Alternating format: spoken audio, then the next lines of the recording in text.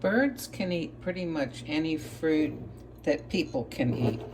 Just make sure that it's plain and hasn't been treated with preservatives or anything added to it, like extra sugar or anything like that.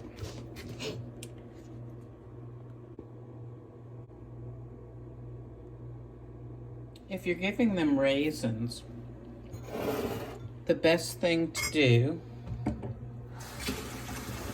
is to put a little water in with the raisins and either soak them, or what I like to do is I put them in the microwave. It's a lot quicker process. Heat them up a bit, and that way they'll absorb the water much more quickly. But I absolutely make sure that they are cooled to room temperature before I put them outside in the bird feeder.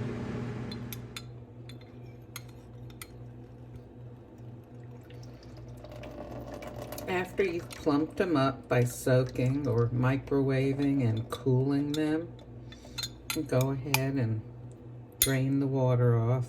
And see, now they're nice and soft. Perfect for the birds to eat.